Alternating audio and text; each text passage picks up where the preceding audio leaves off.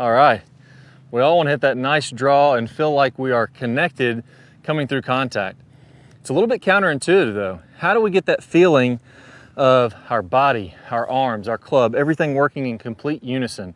As we make contact, we feel like our whole body is synced up, everything's nice and connected, we have tons of consistency. But how do we do that without losing speed? A lot of times when I see players work on staying connected, they actually do something in their backswing that kills their club head speed. I'm gonna go over the right way to do this, how you should actually be a little bit disconnected in the backswing, and then how we pair that up with staying perfectly connected through contact so that we can have the best of both worlds. We have tons of speed and we're connected at the same time. Grab a golf club. I'm gonna walk you through it step by step. Let's go and get started. We've got a lot of great content coming out for you this year. Tons of great videos. They're gonna work on all aspects of your game. If you don't wanna miss out, be sure to click that subscribe button. That's the only way you'll be notified when we come out with new videos. Also, click that thumbs up. That really helps us out a ton. Post your comments down below. I'd love to hear from you. All right, so we're gonna jump into the details of the correct way to do that here in a second, but I wanna show the incorrect way that I see a lot of players work on getting connected so we don't fall into the same trap ourselves. Usually it has something to do with putting a head cover underneath one of your arms. And if I want to keep this head cover there the entire swing, what ends up happening is in my backswing, my arms kind of stay low and across my body, so my arms don't go very far back. And with this shorter, compact swing, I lose a ton of club head speed. So if I go ahead and let my arms lift up, separate a little bit, a lot of times that head cover will fall off or it'll barely slip out of there. So if I go ahead and show you one connected versus disconnected at the top, we'll be able to see an immediate difference in our swing speed. Let's try one under our left arm here. And in this one, I'm gonna stay connected with that head cover the entire time.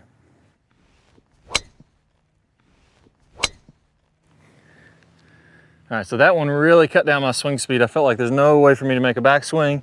And then I also cut off my follow through there a little bit too, which really, my swing speed is just gonna plummet on that one. So that one was swing speed of 105 miles an hour, 204 carry distance.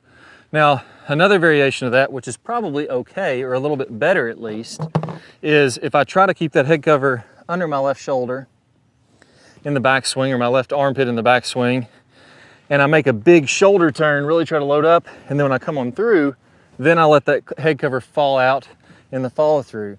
That would definitely be better, but I'm still gonna be kind of cutting off that backswing. If I keep it under my follow through, there's no way to make a good swing at all. It's just, you know, a disaster. But if I keep it, let it fall out on the follow through, we'll see the swing speed goes up a little bit, but not nearly as good as it could be. So again, I'm gonna keep it under and let it fall off in the follow through only. So again, really tough to do. I didn't feel any more connected. I felt like my swing was all out of whack when I did that drill. Couldn't really hit it very well at all. If I grab my flight scope, the radar said 102 miles an hour, and again, 220 total, 190 carry distance. So not very good compared to what I would normally be. Same thing with the armpit, the right armpit. If I try to keep this head cover under my right arm, my speeds are gonna go way down. So let me hit one more here, and we'll just show it under this arm. Now here, I'm gonna feel like my right arm stays really close, and then from there, I'm gonna go ahead and let it actually come out, and the follow through, if it falls out, that's completely fine. But again, the backswing is gonna be cut off. I'm gonna lose some distance from there. So let's try this one out and see what my swing speed does after doing this. So definitely the best of the three. I was able to still get fairly loaded up on the backswing, but losing some distance there. Let's see what the swing speed is on that one. So now we got it up to 105. Felt a little bit more like a normal swing. So I was able to hit it 260, 258 on the carry, 266 total.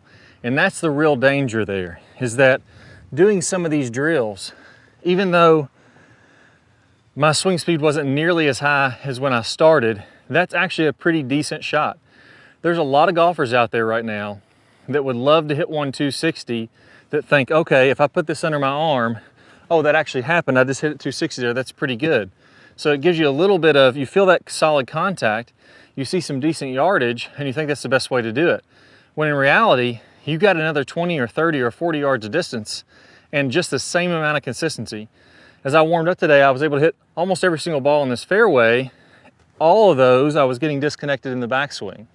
So now let's talk about how, before I get into the connected piece, how we should actually be disconnected in the backswing, disconnected in the follow through, and the only part where we're synced up, or the only part that we feel like we're nice and controlled, is at impact. So let's go ahead and give one a good rip here.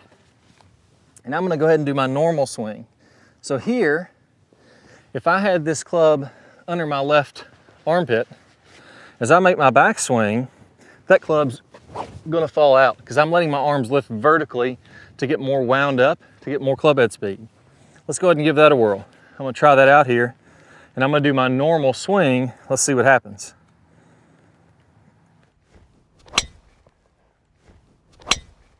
There we go. So again, right down the middle. A little bit distracting because I had the head cover there, but it's gonna be a lot faster than any of those other swings that I just made. 117 club head speed, 285 total distance. So definitely an improvement under keeping that head cover under my right armpit or my left armpit. Let's go ahead and try it out one final time here, letting my normal swing happen with the club under the right armpit. And again, we're gonna see those club head speeds go way up, and I won't have any loss of consistency at all. Let's give it a whirl.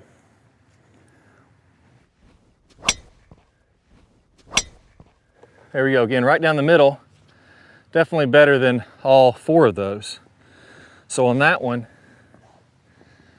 we're seeing 115.8, 297 total distance. Again, down the middle of the fairway. So the myth of I have to be short, I have to be compact, I have to keep my arms kind of glued to my body to be consistent, it's just a myth. We want to have those arms really winding up.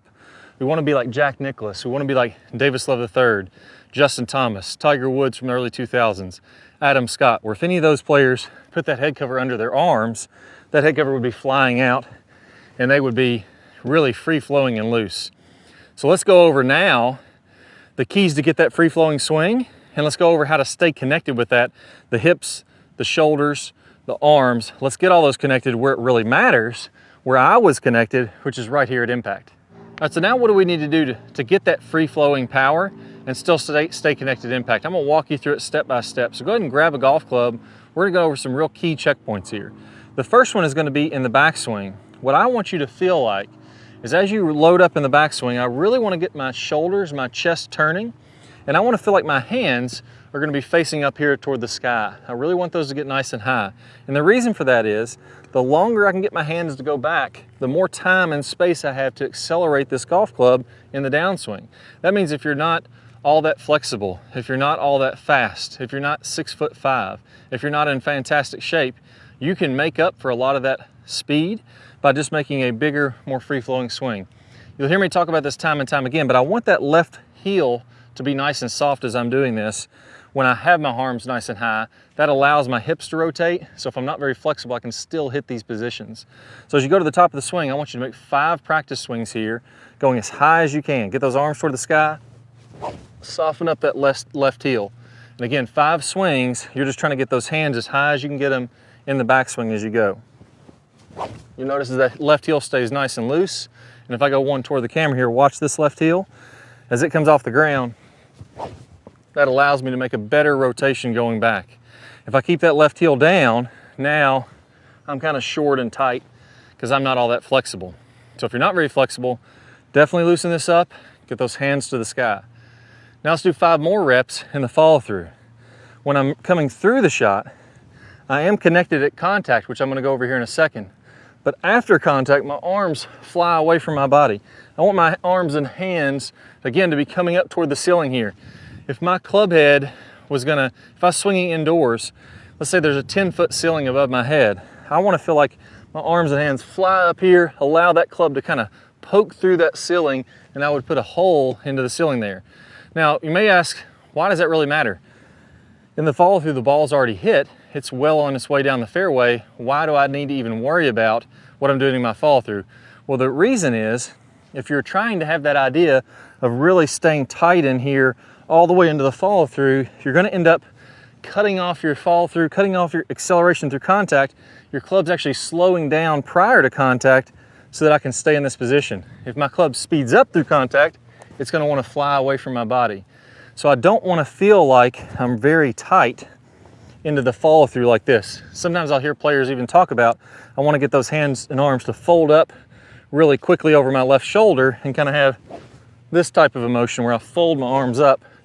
That's not gonna be nearly as much speed as continuing to accelerate on through and let those arms fly away from your body. So 5 reps, feeling like the club head is gonna poke through that 10-foot ceiling, really let that thing go. Once we've done those, if you're in your living room, you're good to go. If you're at the driving range, hit a couple shots, 5 shots, high hands in the backswing, 5 shots, club poking through the ceiling and the follow through, and you'll notice how that really loosens you up. Let's go ahead and give one a whirl. There we go, and another one right down the middle of the fairway. Couldn't be happier with that one. So now that we've got this a little more free, let's talk about now when we are connected. That's what this video, the title, is all about. How do we feel connected through contact? And I did feel that. I felt like my arms, my body, everything was working in complete unison through contact. How does that happen? Let's go ahead and walk through it step by step. All right, so again, this is not a video that you want to just sit and watch. Grab a golf club. If you don't have a golf club, grab an umbrella, make some swings with a broom, whatever you need to do. Let's get the motions down. That way when you hit the driving range next, you're gonna be that much farther ahead. Let's start off with the big pieces here, which is the hips. Now, as I come through contact here, the most important thing is I have to have my hips opening up. So if you can imagine my belt buckle, if there was a laser shooting straight out of my belt buckle, as I come through contact and I'm actually hitting this golf ball, let me go ahead and get where I would be while I'm hitting it. My hips are gonna be about 45 degrees open. Now that's really important. When my hips are open, my chest can stay a little bit open through contact. When my chest is open, now my left arm is really tight and connected here, which we're gonna get to in a second, but it's tight and connected with my body. And my right arm, my upper bicep, is tight and connected through my body there through contact. Now the reason is my hips are leading the way, my hands and arms are just catching up and releasing that club through the golf ball. Now what happens if my hips are too square? I see this all the time. Players don't open their hips. They start their downswing, their hands and arms start to go from the top, and now my hips aren't opening. I have to do something to keep this golf club moving, and I use my hands and arms to push it past my hips, to push it past my body. That's where you get the chicken wing. This is very disconnected here. That's where I get this flip with the right hand. This is very disconnected. So if I want to stay connected, that's the core piece there. My hips have to be opening up. That way they're leading the way, and everything through contact, my upper body, all this can be working together as a unit. If my hips are back here like this, I have to push that club past. I'm gonna chicken wing. I'm gonna get very disconnected. It's gonna be a mess. All right, so do 5 more reps for me. I want you to go to the top, nice high hands at the top of the backswing. Don't worry about being connected back there. We're gonna worry about being connected here. We're gonna pause at impact 5 times, making sure your hips are open. Once you've done that, let's move to the next piece, the shoulders. Now, again, this is a very misconstrued look on camera. When you videotape your swing, if you look from the down the line view, it's gonna give the appearance that your shoulders are kind of square. They're facing down the line toward the target, the direction that you wanna hit. Now in reality, that's just because my left arm is across my body. If I get in that good connected impact position, my hips are open, and if I take my left arm off my club and just let it go behind my back, you'll actually see my shoulders are open too. PGA Tour pros are about 20 to 30 degrees open with their torso or their rib cage at contact. So again, if my shirt buttons right here had a laser shooting out of them, it would be in front, 20 or 30 degrees in front of this golf ball. Now, if I do that, that's gonna allow me to have this left arm tight against my body. I feel very connected here. I feel like my body's leading the way, which is really nice. And I feel like my right arm can be very connected too. So do 5 more reps like that again. All the way to the top, free flowing swing, pause at contact. My chest is opening. It's just my left arm across that makes it feel like it look like it's not open. So if I take that left arm back, you'll see how open my shoulders are here. If I put that left arm on the club, that brings my shoulder around, and now I look very square from the angle of the camera. So 5 more reps, and then as you come on through, let those arms go all the way around. 5 reps. Now let's focus on another link up the chain, the left arm. Same body positions here. Nice free flowing backswing, impact, hips open, chest open. Now as my left arm comes across, you'll see how there's no chicken wing here. I can keep this arm nice and straight, and I feel like I can still accelerate on through there because my body was leading the way. 5 more reps pausing at contact, feeling like here, right here, this connection between my left bicep and my left pec, that's really tight. If I did have a glove or a head cover in the swing at that point, which this is completely fine to do on practice swings, if I put that head cover under here now, when I pause at contact, I'm gonna feel really tight, like I could smush something. If this was an orange and I had it under my armpit, I could actually squeeze the orange. Right, that's gonna be that amount of pressure coming through there. I wanna feel that connected. After contact though, that head cover comes out. That's completely fine. Same thing with the right arm. 5 final reps here. Let's get the whole body together. We've done the hips, we've done the shoulders, we've done the left arm. Now let's do the right arm. As I go to the top of the swing, again, free flowing. As I come down to contact, you'll see how my right arm is kind of bent. That elbow's a little bit bent there, and it's kind of in toward my body. So many players that cast, get that elbow out, the head cover would fall out. That's bad news. That's over the top cast move. I want to feel like, for me, I can put that head cover there, and as I'm coming through contact, that's really cinched in. Again, if I had an orange, a piece of fruit under there, I would actually be able to smush that with the amount of pressure that I have there. And again, as I come through the follow through, that's not the case. That's going to fly out. I'm letting all that energy go down the fairway. So we've done these practice swings, we've done these practice reps. You've gotten the feeling for it. Now let's put it together. Let's actually hit one more golf ball here. And notice when you look at slow motion in my swing, pausing at contact, how everything's connected. But if you look at the top of the backswing, if you look at the follow through, it's free flowing, it's loose. I'm getting that easy speed by making a bigger hand path here. So let's go ahead and give it a try. Let's give one a good rip.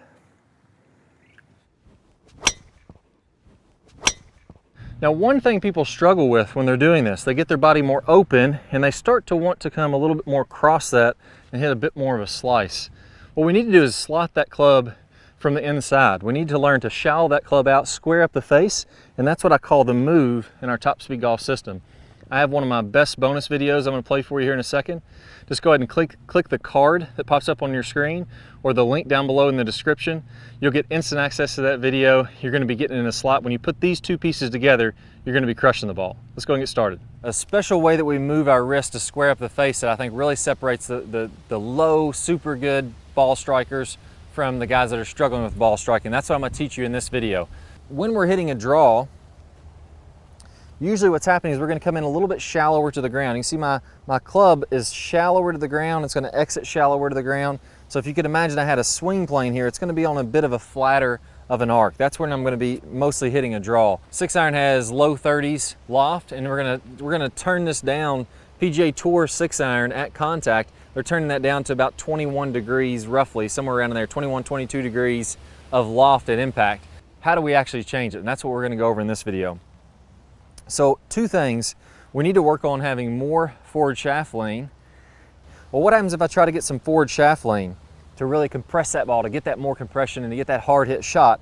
Well, as I lean my hands forward, watch my wrist. I'm going to keep them in the same angle. My wrists stay in the same angle. Now I'm leaning the shaft forward, and as I'm coming down, that's the struggle that I see a lot of people working with that are trying to get more compression and to really get those hard hit shots. So here's what we have to do to change this. We know that we can square the face by moving the club this way, but there's also another way we can square the face. We can square the face by rotating.